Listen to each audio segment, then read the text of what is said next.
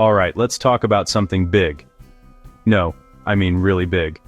Imagine a city, complete with its own airport, power plant, hospital, neighborhoods. Now, imagine that entire city, floating in the middle of the ocean, moving at over 30 miles per hour. That's what we're talking about today. An aircraft carrier. It's a sovereign piece of American territory that can go just about anywhere in the world. People call them floating cities, and it's not just a cute nickname. It's the absolute truth.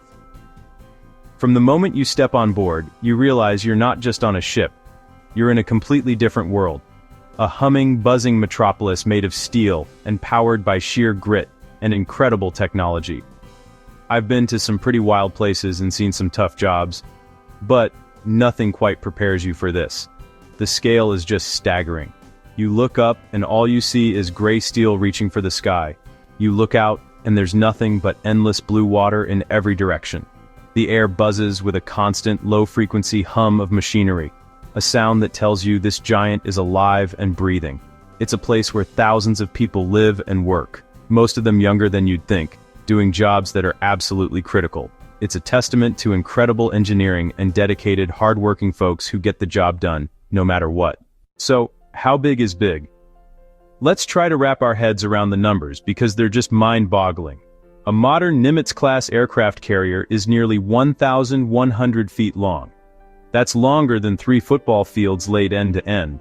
Stand it on end and it'd be taller than the Eiffel Tower. It weighs about 100,000 tons. That's the weight of over 400 Statues of Liberty.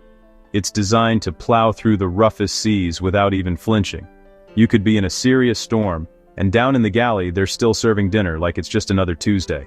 The population of this floating city is another number that's hard to fathom. Up to 6,000 people can live and work on an aircraft carrier. That's more than many small towns in America. Pilots, mechanics, cooks, doctors, dentists, barbers, police officers, master-at-arms, priests. It's a cross-section of society living together in a very confined space, far from home. Everyone has a specific job, and if one doesn't do it right, the consequences can be huge. It's a level of interdependence you don't see anywhere else. And let's talk about what this city carries. A carrier can hold around 90 different planes and helicopters. It's a mobile airbase, projecting air power anywhere on the planet. Like any city, an aircraft carrier is divided into neighborhoods, each with its own purpose. The most famous is the flight deck. The airport, the busiest and most dangerous 4.5 acres on Earth. A symphony of roaring jets and whirling helicopter blades. People in brightly colored jerseys. It's loud, it's windy, it's incredibly dangerous. One wrong step could be your last. This is the public face, but it's just the tip of the iceberg. Go down one level and you're in the hangar bay. The ship's garage and maintenance depot. A massive, cavernous space, 3 stories high. Aircraft are repaired, rearmed, and stored away from the elements. Giant elevators lift planes between hangar and flight deck. This area is a hive of activity. Way up high, overlooking the deck, is the bridge. The ship's command center, where the captain and the navigation team drive this 100,000-ton beast. It's surprisingly quiet up here. Nearby is Fly, primary flight control. The air boss orchestrates takeoffs and landings. Then there are the living quarters, the mess decks, and the engine rooms, where the city's residents live. Sailors sleep in racks stacked 3 high. The mess decks are cafeterias serving thousands of meals a day. Deep in the bowels are the engine rooms and reactor spaces, hot, loud, and off-limits to most. Highly trained nuclear engineers, nukes, babysit the reactors, giving the ship its near-limitless stamina. Each neighborhood is a world unto itself, but they all have to work together. Launching a 30-ton jet off a runway that's only a few hundred feet long seems impossible, right? Well, on an aircraft carrier, they do it all day long. They use a system called a catapult, basically a giant steam-powered slingshot. The jet's nose gear locks to a shuttle that runs down a deck track.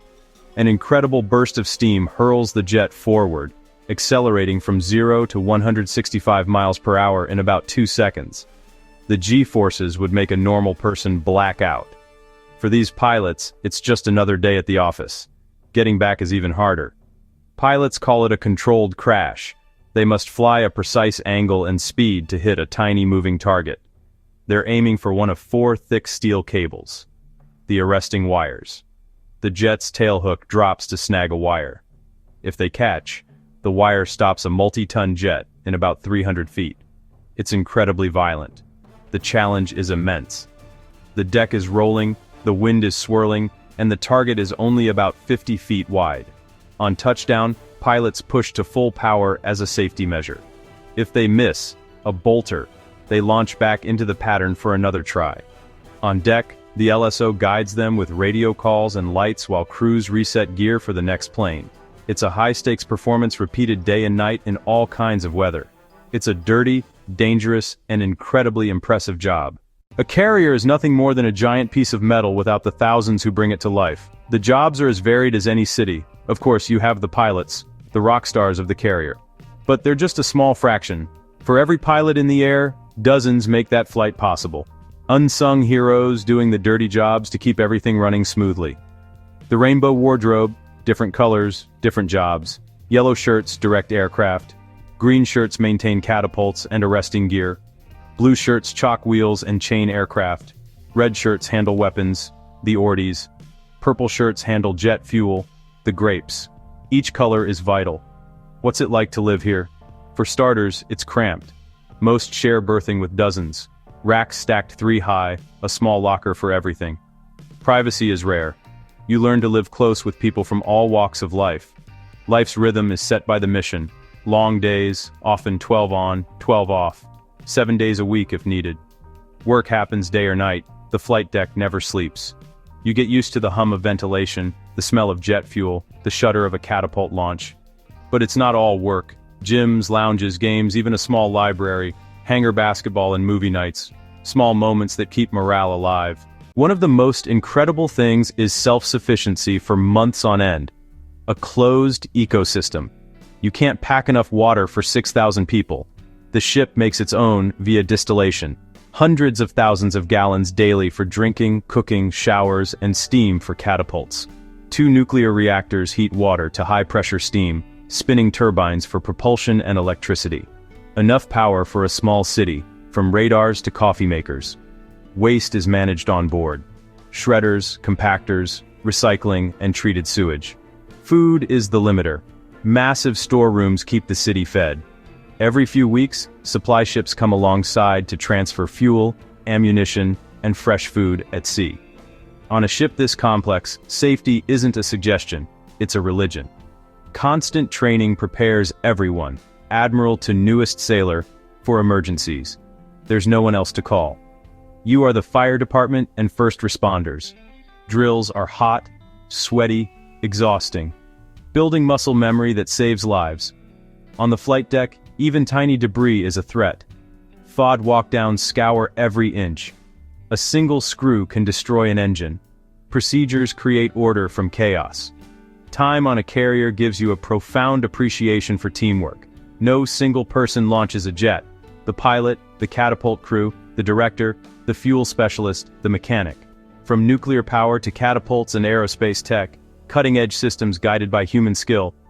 Technology is a tool, people make it work. Your world shrinks to this steel island, your shipmates become family. Young men and women are the heart and soul of this floating city.